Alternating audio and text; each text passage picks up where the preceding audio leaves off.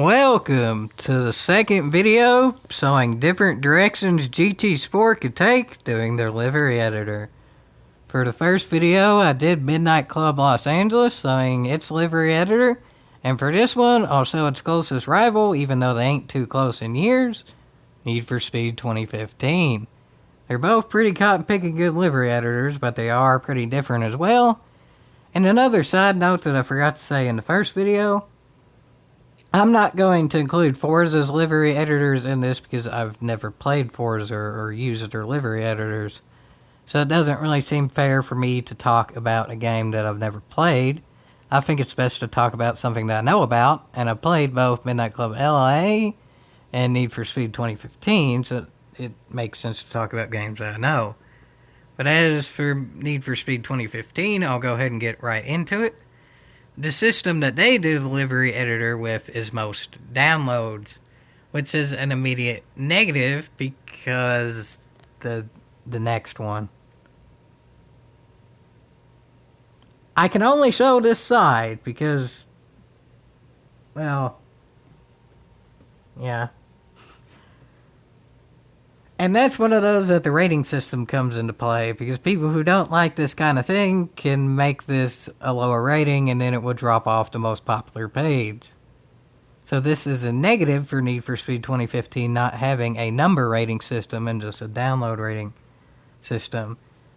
With having any livery that says 18 plus on it, all of the kids who see this are gonna download it because, well,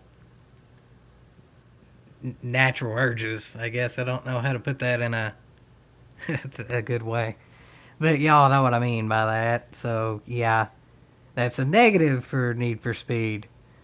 But a positive that they do have, though, is attention to detail. As y'all saw, the ones for Midnight Club had some good designs and stuff, but a lot of the designs on the Midnight Club ones were fairly big graphics and such. Need for Speed has more attention to detail of how you can do individualized graphics and stuff and combine it into a better sequence. But while that is a positive, it's kind of an expected positive, because I assume that's more just PS4 has more capabilities than PS3. So I think it's just enhancement in general why Need for Speed is better with this. So yeah, I'd assume GT Sport will have nice attention to detail just given the capabilities of the PlayStation 4. Another positive, though, for Need for Speed is the graphics, which GT Sport will definitely have that as a positive as well. The livery editors will look good on the cars because graphics. All the liveries made will pop out and look wonderful because really good graphics. Need for Speed 2015 doesn't have a lot going for it, but one thing that it does have is livery editor plus good graphics equals cool looking cars. The cars moving are absolutely terrible. The cars standing still, one of the better games out there. GT Sport will probably have some of the best graphics out there, so that'll be a good combination. And honestly, that's about it for Need for Speed to talk about. It doesn't have as robust of editors as Midnight Club. More detail to them, but there's not actually as much to them in terms of variety. So that's really all there is to say about Need for Speed. Positives being the attention to detail and the graphics, and yet negatives being really about everything else. You can't do anything to the interior. You can't edit the like wheels and stuff nearly as much in this. There's no fake parts you can add, so it's all just the real stuff. Midnight Club had both. And of course, the most important being the rating system. You need to rate it by numbers, not by downloads, because that way you can take out some of the stupid liveries that get tons of downloads by rating them lower. So all in all, I think if GT Sport were to combine the level of detail with Need for Speed with the variety of Midnight Club, it could create a really cotton-picking good livery editor. And another thing that I think if GT Sport added to their own livery editor, that as far as I know no other games have, is a way that you can go directly from livery editors into car shows or car meets or whatever lobbies. Because I feel like that would encourage those type of lobbies more and add more to the gameplay in general. Because if you go directly from a livery editor page, whatever it may be in sport, to a car lobby, then you know what you like because you were just there, and you can get one that you like and see if other people like it, instead of just go into a random one with a random car and it may not be as popular anymore. If you go immediately from a trending livery into a car meet, you're probably going to get some noticeable responses.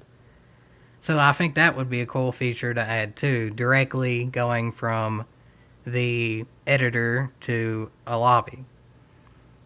So with all that said, should GT Sport make their livery editor like any other one game in particular? No, but I think they should take some aspects from other games and add it to theirs. Because Midnight Club LA, in my opinion, had the best possible variety of design for cars. Actually, it was about equal to Need for Speed Underground 2. But I ain't including this in there because it's a PS2 game and that's just so far removed it probably wouldn't be a fair comparison. But if y'all remember who played it, Need for Speed Underground 2 had like, you could add stuff to the trunk and you could like add like bits to the car, like made it flare and all that, and you could add spinners to the car, which I think you could do in Midnight Club LA. I can't really remember for sure. But yeah, so if it could combine stuff from Need for Speed Underground 2, that would be awesome, but I really don't think it would. I think the most logical comparisons would be the ones that I had.